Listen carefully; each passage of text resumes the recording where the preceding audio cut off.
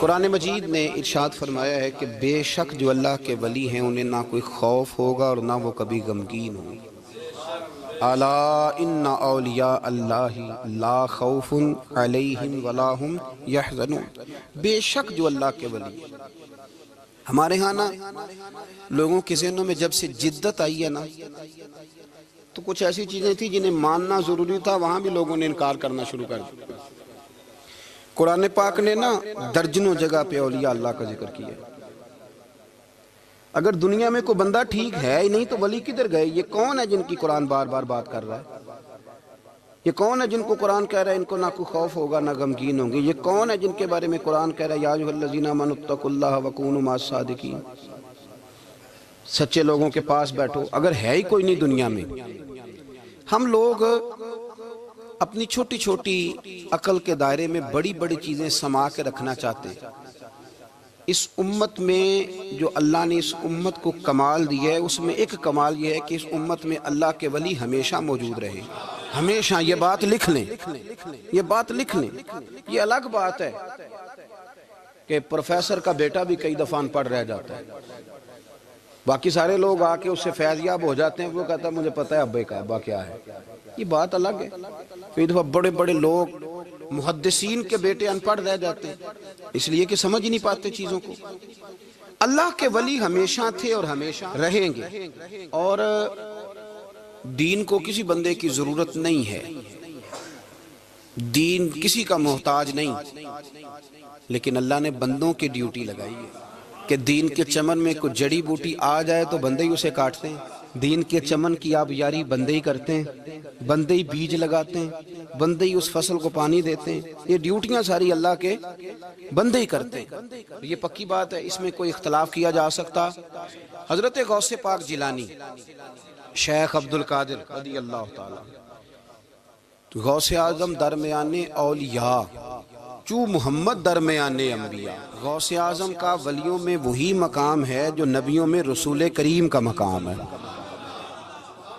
حضرت غوث پاک رضی اللہ تعالیٰ عنہ کو اللہ نے بڑے اعزازات سے نوازا۔ ایک اعزاز اللہ نے یہ دیا کہ ماں کی طرف سے حسینی ہے، باپ کی طرف سے حسنی سید، نانا بھی اللہ کے ولی، دادا بھی اللہ کے ولی، پھوپھی بھی اللہ کی بہت بڑی ولی ہے، بہت بڑی ولی۔ والد گرامی، آپ نے وہ سیب والا واقعہ تو بڑا ہی سنا ہوا ہے، اس طرف تو میں نہیں جاتا۔ ماں بھی اللہ کی بہت بڑی ولی ہے۔ یہ اللہ نا اسباب بناتا ہے، خود ماحول بناتا ہے۔ آپ کے جو والد گرامی تھے ان کا نام تھا ابو صالح سید موسیٰ جنگی دوست رحمت اللہ علیہ۔ بادشاہ کے کچھ سپاہی تھے جو مٹکے اٹھا کے جا رہے تھے، اور مٹکے تھے شراب کے بھرے ہوئے، مٹکے اٹھا کے جا رہے تھے۔ حضرت سید محمد موسیٰ جنگی دوست رحمت اللہ علیہ بھی قریب سے گزرے۔ یہ کیا ہے بھائی؟ بدبو سے سمجھ تو گئے، تصدیق کے لیے پوچھا کیا ہے؟ انہوں نے کہا جناب یہ بادشاہ کا سامان لے کے جا رہے ہیں۔ آپ تو جھنڈے والی گاڑی کو ویسے نہیں نہ پوچھ سکتے، سوال ہی نہیں پیدا ہوتا۔ آپ چونکہ جمہوری لوگ ہیں، آپ نے تو بس دفتر بنانا ہے، جب الیکشن ہوگا نا اپنے دروازے کے سامنے سارے محلے سے لڑائی لینی ہے کہ ووٹ میرے آکے دیں، پھر ٹھیک 1.5 مہینے کے بعد سجدہ صاف بھی کر جاتے ہیں، بندہ غلط سی میں نے پتہ ہی نہیں لگا۔ تو یہ پہلے سوچنا تو تھوڑا سا صحیح، بلا وجہ الیکشن تو روز کبھی کبھی آئے گا، تو ہم نے ایک جگہ تو روز رہنا، ایک دوسروں سے جھگڑے کرنا اور معاذ اللہ تعالیٰ غیبتیں کرنا، عزتیں اچھالنا، یہ مسلمان کا شیوا نہیں ہے۔ حضرت غوث پاک کے والد نے پوچھا کیا لے کے جا رہے؟ بادشاہ کا سامان ہے جی۔ ہاتھ میں ڈنڈا تھا، 3 مٹکے تھے شراب کے بھرے ہوئے، زور سے ایک ایک ڈنڈا مٹکوں پہ مارا تو مٹکے ان کے سروں پہ ٹوٹ گئے۔ بادشاہ سلامت، ہم ساری تقریباً بادشاہ سلامت ہوتے ہیں، یہ کسی کی جرت ہے مطلب میرے گھر کے معاملے میں مداخلت کرے ہو، پھر بادشاہ ہو۔ لوگوں نے جا کے بڑی غیبتیں کی، بڑی بڑی کہانیاں سنائیں۔ اس نے تو توڑ دیا جی مٹکے آپ کے، نے کوئی حال نہیں چھوڑا۔ تو بادشاہ کہنے لگا بلاؤ سید موسیٰ پاک جنگی دوست رحمت اللہ علیہ کو بلا لیا۔ تو کہنے لگے بادشاہ تمہیں پتا تھا مٹکے کس کے ہیں؟ آپ فرمانے لگے پتا تھا مجھے۔ کہا کیوں توڑے؟ فرمایا اس لیے توڑے کہ مجھے تیرے اوپر رحم آ گیا تھا، تو اگر شراب پیے گا تو دوزخ میں جلے گا۔ مجھے رحم آیا تھا، میں نے توڑ ڈالے۔ تو کہنے لگا آپ کون ہیں؟ تو آپ فرمانے لگے میں محتسب ہوں، میری حساب کتاب لینے کی ڈیوٹی ہے، محتسب ہوں، غلط آدمی کا حساب کروں گا۔ تو بادشاہ کہنے لگا کس نے ڈیوٹی لگائی آپ کی؟ فرمانے لگے میری ڈیوٹی میرے رب کریم نے لگائی ہے، میری ڈیوٹی اللہ نے لگائی ہے۔ تأمرون بالمعروف وتنہون عن المنکر، مسلمان کے ذمے ہے اچھائی کا حکم دے گا، برائی سے روکے، یہ ذمہ داری ہے میری، اللہ نے ڈیوٹی لگائی ہے۔ بادشاہ پہ اتنا روب طاری ہوا کہ کہنے لگا حضور آپ کی بڑی مہربانی، آپ نے یہ کام کیا۔ کہنے لگا جناب اگر آپ اجازت دیں تو میں بھی آپ کو محتسب نہ بنا دوں، آپ میرے وزیر بن جائیں، کوئی بندہ اس طرح کا کام کرے تو اسے روکیں۔ تو آپ فرمانے لگے نہیں، تو اپنی نوکری سنبھال کے رکھ، جسے اللہ ڈیوٹی پہ لگائے اسے پھر بندوں کی ڈیوٹیاں نہیں کرنی چاہیے۔ یہ اعزاز اللہ نے انہیں دیا، یہ شان رب کریم نے عطا فرمائی۔ ان کے صاحبزادے تھے حضرت غوث پاک جیلانی رضی اللہ تعالی عنہ۔ اللہ تعالیٰ نے جب کسی شخص سے کام لینا ہوتا ہے تو اللہ اس کے لیے اسباب بھی خود ہی پیدا کر دیتا ہے۔ علامہ اقبال اپنے استاد کی بڑی قدر کرتے تھے، شمس العلماء کی۔ تو ایک دن حضرت شمس العلماء سے کہنے لگے استاد جی آپ کی مہربانی سے پڑھ گیا ہوں۔ تو فرمانے لگے پتر تیری کلاس میں تو 250 لڑکا تھا، میری مہربانی تو سب پہ تھی، پر سارے تو اقبال نہیں نہ بنے۔ فرمانے لگے تیرے اندر بھی کوئی خوبی تھی، جس کی وجہ سے اللہ نے تجھے یہ اعزاز، کوئی چیز تیرے اندر بھی۔ اللہ تعالیٰ جب کسی بندے کو نوازتا ہے نا تو بندہ بھی محنت کرتا ہے، لیکن اس کی محنت سے زیادہ اللہ کے فضل کا دخل ہوتا ہے۔ تو بندے کئی دفعہ کہنے لگ جاتے ہیں بڑی مشقت کی، بڑی محنت کی، کچھ بھی نہیں ہوتا، زیادہ اللہ کے فضل کا انحصار ہوتا ہے۔ رب جیسے چاہتا ہے ویسے فیصلے دیتا ہے۔ آپ فرماتے ہیں کہ میں چھوٹا سا تھا، والد انتقال کر گئے، والدہ تھی میری اور ہم 2 بھائی تھے۔ فرماتے ہیں بچے کھیلنے کے لیے نکلے تو میں بھی ان کے پیچھے کھیلنے نکل گیا۔ ایک بیل بچوں کے قابو آ گیا، تو بچوں کے قابو کو چیز آ جائے تو پھر وہ اس کا جو حال ہوتا ہے وہ تو ہمیں پتہ ہی، ہم سارے بچے رہ چکے ہیں۔ تو کہتے ہیں وہ بیل قابو آ گیا، کوئی اس کے کان چھیڑتا، کوئی اس کی دم چھیڑتا، کوئی اس کے سینگ چھیڑتا، کوئی کسی جگہ سے اسے تنگ کرتا۔ مختلف بچے اس کو نا دم سے پکڑ کے ہلاتے، بیل بھاگتا۔ حضور غوث پاک فرماتے ہیں میں بھی آگے بڑھا، اور میں نے جب اس کی دم پکڑ کے ہلائی تو بیل نے میری طرف منہ کیا اور کہنے لگا عبد القادر تو نہ ایسے کر، بول کے کہنے لگا تو نہ ایسے کر، تجھے رب نے ان کاموں کے لیے پیدا نہیں فرمایا۔ آپ فرماتے ہیں مجھے اتنا خوف طاری ہوا، بیل کو بولتے دیکھا تھا پہلی دفعہ، بیل کو۔ اب میرے سنی کو بھی دلیلوں کی ضرورت ہوتی ہے، دلیل نہ دیں، کسی بزرگ کی بات سنائیں تو سنی بھی تھوڑا تھوڑا دائیں بائیں دیکھتا ہے۔ یہ شور ایسا ہوا ہے نا، پراپوگنڈا ایسا ہے۔ میں حدیث پاک سنا دیتا ہوں۔ رسول کریم صلی اللہ تعالیٰ علیہ وآلہ وسلم فرماتے ہیں ایک شخص نے بیل پہ سواری کر لی تھی۔ بیل سواری کے لیے نہیں پیدا کیا گیا، سواری کے لیے اونٹ ہیں، خچر ہیں، گھوڑے ہیں، گدھے ہیں، بیل کھیتی باڑی کے لیے۔ اس شخص نے جب بیل پہ سواری کی تو بیل پیچھے مڑ کے دیکھنے لگا اور کہنے لگا یار تو بڑا بیوقوف ہے، بول کے کہنے لگا مجھے اللہ نے سواری کے لیے نہیں پیدا کیا، میرے سے وہ کام لے جس لیے میں پیدا کیا گیا ہوں۔ تو بندہ ڈر گیا، کہنے لگا بڑی حیرانگی والی بات نہیں کہ بیل بولتا ہے، تو بیل پھر بول پڑا۔ کہنے لگا اس سے بھی زیادہ حیرانگی والی بات ہے۔ اس نے کہا وہ کیا؟ کہنے لگے مدینے میں نبی پاک آ گئے ہیں اور تو نے ابھی تک کلمہ ہی نہیں پڑھا، یہ اس سے بھی زیادہ حیرانگی والی بات ہے۔ جامع المعجزات میں حدیث موجود ہے، حضور آ گئے اور تو نے کلمہ ہی نہیں پڑھا۔ وہ شخص کہتا ہے میں سر پٹ دورا، جب آ کے سامنے کھڑا ہوا تو حضور مسکرائے، فرمایا آجا پڑھ لے کلمہ، مجھے پتا ہے تجھے کس نے بھیجا ہے۔ اللہ والوں کی باتیں مان لیا کریں، میں بڑی ذمہ داری سے کہتا ہوں رب کریم کے کوئی بندوں کی بات کتاب و سنت کے خلاف نہیں ہوتی، وہی تو کتاب و سنت آگے پہنچانے والے ہوتے۔ تو حضور غوث پاک فرماتے ہیں میں وہ ڈر کے گھر آیا، جب گھر پہنچا تو میرے کانوں میں آواز آ رہی تھی لبیک اللہم لبیک لبیک لا شریک لک لبیک۔ فرماتے میں چھت پہ چڑھا اور میں نے جیلان میں اپنی چھت پہ کھڑے ہو کے دیکھا، تم حج کے دن تھے، میری سیدھی نظر میدان عرفات پہ گئی، لوگ میدان عرفات میں بیٹھ کے لبیک لبیک پڑھ رہے تھے۔ پہلے میں وہاں سے ڈر کے آیا، پھر چھت سے ڈر کے نیچے اترا، ماں کو ساری بات بتائی تو کہتی میری ماں کہنے لگی بیٹے جب تو پیدا ہونے والا تھا تو مجھے بڑی بشارتیں ملتی۔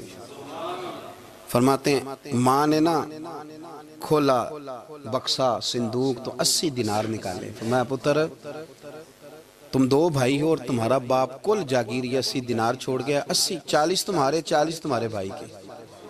فرمایا بیٹا ایک بات کا خیال رکھنا، میں اور تمہارا باپ کوئی نہیں، بھائی چھوٹا ہے، میں پیچھے نہیں آ سکتا، کہ 40 دینار لے جا اور جا بغداد چلا جا کے تعلیم حاصل کر.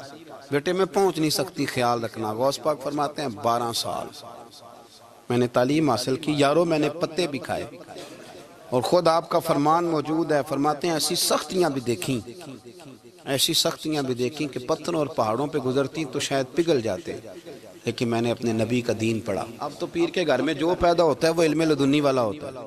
میں تو صاحب دا پتر ہے، او خدا کے بندے صبر کر. اگر غوث پاک حسنی حسینی سید ہو کے باقاعدہ پھٹی پہ بیٹھ کے پڑھتے ہیں، تو کس پیر کا مرید ہو گیا جسے علم ہی کوئی نہیں، جو جاہل آدمی ہے؟ یہ ضروری ہے، علوم دینیاں ضروری ہیں، اس کے بغیر کام نہیں چلتا. اور غوث پاک رضی اللہ تعالیٰ عنہ کی آپ پوری زندگی پڑھ کے دیکھ لیں. غوث پاک تمام اولیاء کے امام ہیں ساری زندگی. غوث اعظم سے کسی نے پوچھا آپ نے سب سے زیادہ دین کا کام کس طرح کیا، تو فرماتے ہیں تقریر کے ذریعے. اب تقریر کرنے والا مولوی ہوتا ہے اور تویز دینے والا، سبحان اللہ. غوث پاک رضی اللہ تعالیٰ عنہ فرماتے ہیں میں نے دین کا سارا کام کس ذریعے سے کیا ہے. ہفتے میں 3 جلسے کرتے تھے اور 70 ہزار کا مجمع ہوتا تھا، اور بغیر لاؤڈ سپیکر کے تقریریں ہوتی تھی. اور فرماتے ہیں جیسی سمجھ پہلے بندے کو آتی تھی ویسی آخری والے کو آتی تھی. لوگوں نے کہا حضور یہ کرم کیسے ہوا؟ فرمانے لگے میں نے جب تعلیم حاصل کر لی تو بولنا آتا ہی نہیں تھا، تو میں بڑا پریشان ایک دن سو گیا تو خواب میں رسول کریم کا دیدار نصیب ہوا. فرمایا تیری تو واز کیا کر، تیرے واز سے لوگوں کو فائدہ ہوگا. یا رسول اللہ میں اجمی بندہ ہوں، لوگوں کے سامنے کیسے بات کروں گا؟ تو حضور نے فرمایا منہ کھولنا ذرا. کہتے میں نے منہ کھولا تو محبوب نے 7 دفعہ لعاب دہن ڈالا میرے منہ میں. آپ فرماتے ہیں پھر بولتا میں تھا، اثر کوئی اور پیدا کر دیتا. حضور غوث پاک رضی اللہ تعالیٰ عنہ نے 40 سال دین کا کام کیا. صبح کے وقت فقہ کا درس دیتے تھے، فجر کے بعد کچھ دیر کر ناشتہ کرتے سو جاتے، پھر آ کے مدرسے میں پڑھاتے باقاعدہ بچوں کو.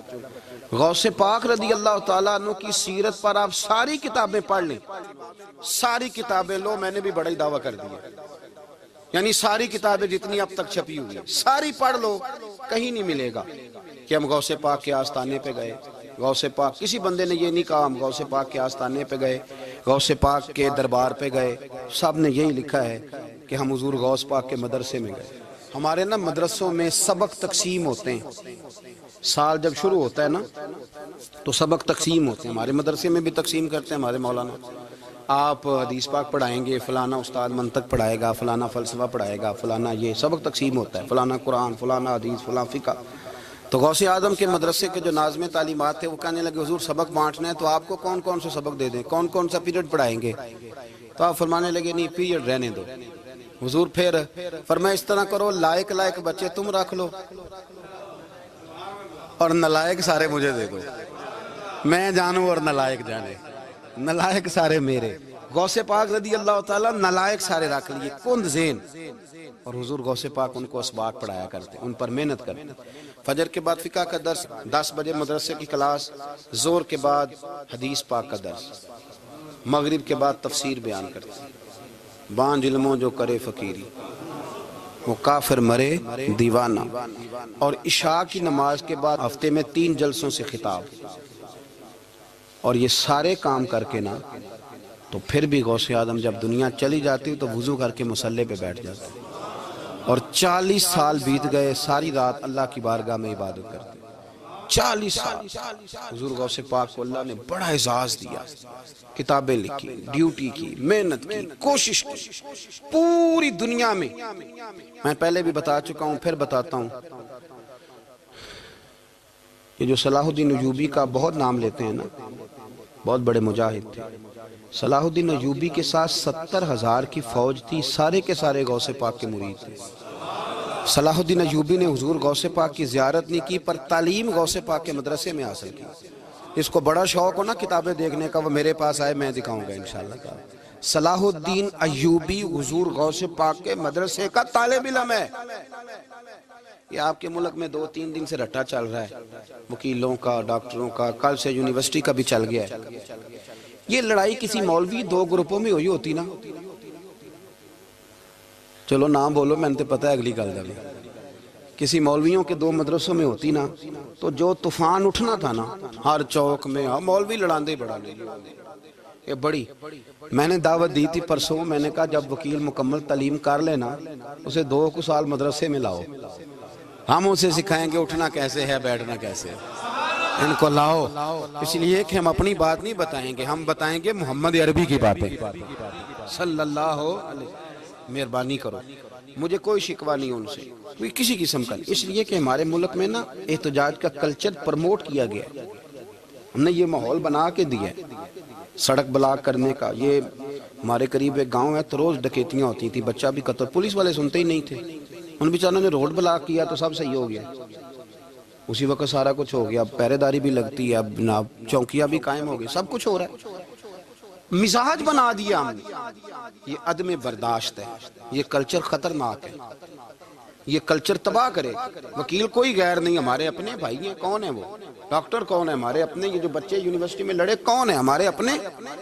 ہم ان کو کاٹ کے نہیں پھینک سکتے, یہ کوئی دوسرے لوگ نہیں. سب کو ضرورت ہے ایک دوسرے کی, لیکن خدا را مہربانی کرو معاشرے میں برداشت کا کلچر پیدا کرو, سکون کا کلچر پیدا کرو, سہنا سیکھو. سنو ایک بات کرتا ہوں, اللہ کرے کہ میں سمجھا سکوں. سارے فیصلے خود نہ کرو. اگر تمہیں نظر آئے نا کہ آپ کے ساتھ کہیں ناانصافی بھی ہو رہی ہے تو ساری عدالتیں دنیا میں نہیں لگنی, ایک قیامت میں بھی لگنی ہے.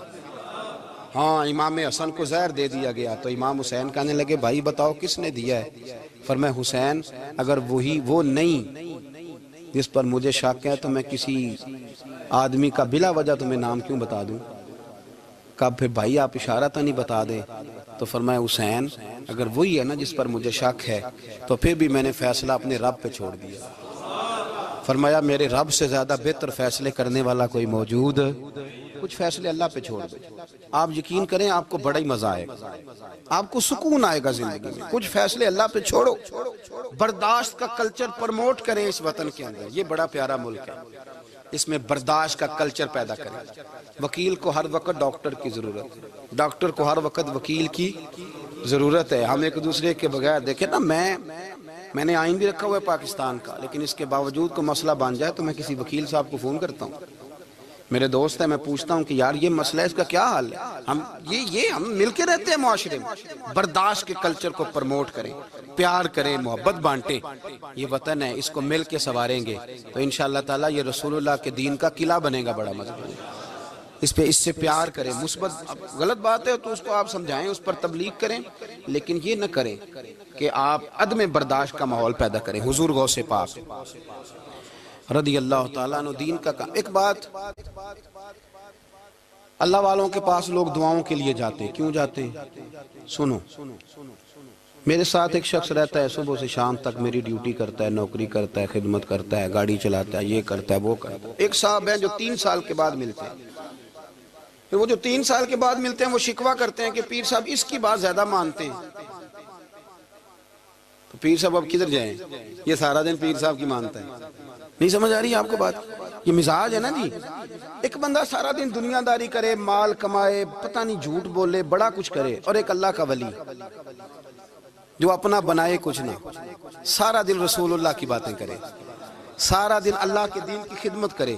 اور بھائی وہ جب ہاتھ اٹھاتا ہے نا تو پھر اللہ اس کی بات کو قبول کرتا ہے. کچھ میرے خاص ہیں, کچھ تیرے خاص ہیں, تو کچھ رب کے بھی خاص ہیں.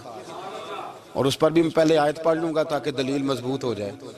اللہ فرماتے ہیں واللہ یختص برحمتہ من یشاء. فرمایا میں نے کچھ بندوں کو اپنی رحمت سے اپنا خاص بنا لیا. کچھ بندے اللہ کے بس اللہ کی بارگاہ میں وہ دعائیں کرتے ہیں تو اللہ قبول فرما لیتا ہے. پتر اللہ ہی دیتا ہے, لیکن اللہ کا ولی دعا تو کر سکتا ہے نا. اللہ کا ولی, میری بات کی سمجھ آ رہی ہے؟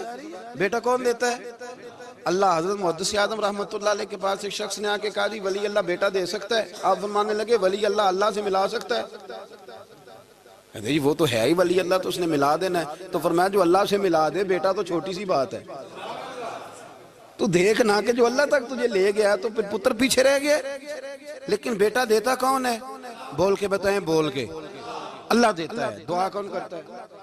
اللہ کا ولی دعا کر دیتا ہے. بی بی آ گئی روتی ہوئی غوث پاک کے پاس, کہنے لگی 6 بیٹیاں ہیں. خامد اور سسر کہتے ہیں کہ 7ویں بھی بیٹی ہوئی تو طلاق دے دیں گے. تھوڑا سا اگر بندہ مالدار بھی ہو تو پھر وہ ہمارا دماغ جہاں مرضی چلتا ہے نا. یہ جہالت آج بھی بہت ساری جگہوں پہ پائی جاتی ہے. تہذیب سکھاتی ہے جینے کا سلیقہ، تعلیم سے جاہل کی جہالت نہیں جاتی۔ تو رو پڑی۔ حضور غوث پاک رضی اللہ تعالیٰ عنہ نے بلایا اس کے شوہر کو بھی اور سسر کو بھی، فرمایا یہ دیکھ یہ تو اللہ کے کام ہے، جس کو چاہے بیٹیاں دے، جس کو چاہے بیٹے دے۔ تو جو نہیں مانتے پھر غوث پاک کی بھی نہیں مانتے، انہوں نے کہا جی نہیں دی، میں تو نکاح کروں گا۔ چلے گئے تو غوث پاک کی بارگاہ میں وہ بیٹی اور اس کا باپ اور اس کی ماں پھر آئے، کہنے لگے حضور مہربانی فرمائیں۔ پھر اللہ کے ولیوں کے پاس ایک قوت ہوتی ہے جس کا نام مصلی ہے۔ مصلی بہت بڑی طاقت، بہت بڑی۔ حضور نے فرمایا دعا صلاح المومن، فرمایا دعا مومن کا ہتھیار ہے۔ یہ مومن جب ہاتھ اٹھاتا ہے تو پھر عرش کا مالک دروازے کھول دیتا ہے کرم کے۔ حضور غوث پاک نے مصلی بچھا لیا اور رو پڑے، کہنے لگے مالک کریم، اس بی بی کے دل میں کس نے بات ڈالی تھی کہ عبدالقادر کے دروازے پہ جا؟ دیکھیں منانے کا انداز، منانا آتا ہے نا۔ اللہ کس نے اس کے دل میں بات ڈالی کہ عبدالقادر کے دروازے جا؟ کس نے ڈالی؟ اور مالک اگر تو نہیں ڈالی تھی تو کیا تو اب اپنے عبدالقادر کو رسوا کرے گا؟ اگر تو نہیں بھیجا ہے کہ ادھر جا تو اب تو رسوا کرے گا؟ حضور غوث پاک رضی اللہ تعالیٰ نے دعا مانگ کے چہرے پہ ہاتھ پھیرے، بچی کے سر پہ ہاتھ رکھا، فرمانے لگے پتر جا، مجھے امید ہے اللہ نے 6 بیٹیاں دی ہیں تو 7 بیٹے بھی عطا فرمائے گا۔ تو بی بی کہتی ہے پھر رب نے فضل فرمایا اور 7 ہی بیٹے عطا فرمائے، پھر 7 ہی بیٹے رب کریم نے دیے۔ تو جو اللہ کی مان تھا پھر اللہ بھی اس کی، تو اس میں اختلاف کی کیا بات ہے؟ یہ سادی سی بات ہے۔ ایک بغداد کا سوداگر تھا، بڑا مالدار تھا۔ ایک دن اس نے بغداد کے سارے علماء اور مشائخ کی دعوت پکائی تو غوث پاک کے پاس بھی آیا، کہنے لگا حضور شام کا کھانا ہے۔ آپ نے اس کا چہرہ دیکھا تو وہ رو پڑا، کہنے لگا بغداد کے پیر انکار نہ کرنا۔ آپ نے فرمایا تو جا میں آؤں گا۔ شاگرد مرید کہنے لگے حضرت جی آپ بڑی مشغولیت تھی شام کو، فرمایا اتنا بڑا آدمی جب رو پڑتا ہے تو لگتا ہے بڑا مجبور ہے، چلیں گے۔ شام کو جب اس کے دروازے پہ گئے تو کھانا بھی اس نے چنا تو ساتھ اس نے ایک ٹوکرا ایک صندوق بھی لا کے رکھا، اوپر سے خالی۔ جب غوث پاک نے اٹھ کے دیکھا تو اندر اس سوداگر کا بیٹا، اس تاجر کا بیٹا، دونوں ٹانگوں سے معذور، دونوں ہاتھوں سے معذور، ایک ہی بیٹا اپاہج ہے۔ وہ تاجر رو پڑا، کہنے لگا حضور بڑی دنیا جانتی ہے، بڑا مال ہے، اور جب تنہا بیٹھتا ہوں تو کھول کے روتا ہوں۔ وہ بے نیاز ہے نا، ساری زندگی کے بعد ایک بیٹا دیا تو وہ بھی اپاہج ہے۔ حضور بال سفید ہو گئے، لوگوں کی اولاد بڑھاپے کا سہارا بنتی ہے، میں بوڑھے وقت میں اس کو اٹھا کے پیشاب پخانے کے لیے لے کے جاتا ہوں۔ بغداد کے عبدالقادر سنا ہے جب تو دعا مانگتا ہے تو رب قبول فرما لیتا ہے، تو مہربانی فرما اگر میرا پتر ٹھیک ہو جائے، میرا زور کوئی نہیں مالک، بے نیاز ہی بڑا ہے، اگر مہربانی ہو جائے۔ تو غوث پاک نے پھر مصلی بچھایا، مصلی بچھا کے کہنے لگے مالک تو اپنے بندوں کے دل میری طرف کیوں موڑتا ہے، اور اگر موڑتا ہے تو پھر رحمت کی نظر فرما، بندہ نوازی فرما۔ ایک باپ اتنے رو رو کے آنسو بہا رہا ہے تو کرم نوازی فرما۔ حضور غوث پاک نے ابھی چہرے پر ہاتھ نہیں پھیرے کہ بچہ اللہ اکبر کہتا ہوا صندوق سے باہر نکل آیا۔